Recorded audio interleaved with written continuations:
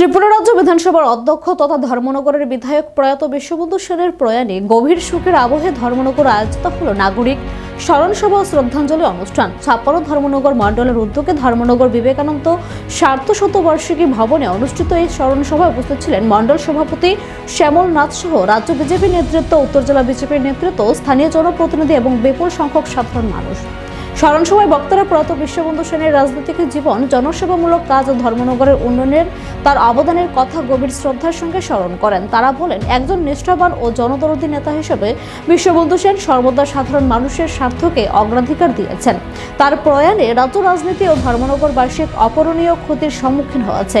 অনুষ্ঠানে উপস্থিত সকলেই প্রয়াত নেতার প্রতিকৃতিতে পুষ্পার্ঘ্য অর্পণ করে শ্রদ্ধা জানান।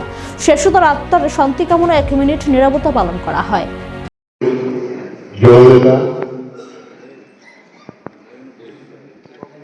ধর্মনগরবাসী, প্রাণের মানুষ, ধর্মনগরের উন্নয়নের কাণ্ডারী, সকলের শ্রদ্ধেয় ব্যক্তি আমাদের বিশ্ববন্ধু সেন মহাশয়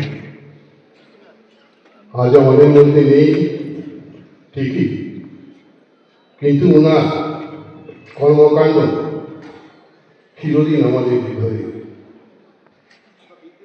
অন্তরাত্মায় প্রতিধ্বনিত হবে। ওনার প্রত্যেকটা কথা, প্রত্যেকটা চলন, প্রত্যেকটা কাজ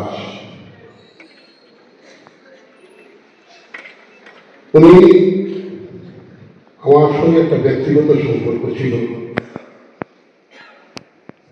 খুব আদর করতেন, খুব ভালোবাসতেন, শুধু আমাকে নয়, ধর্মনগরের প্রত্যেকটা মানুষের প্রতি ওনার একটা টান ছিল। তিনি শুধু একজন রাজনীতিবিদ হিসেবেই নয়, আমাদের শ্রদ্ধেয় দাদা, প্রয়াত দাদা ভালো কবিতা লিখতেন,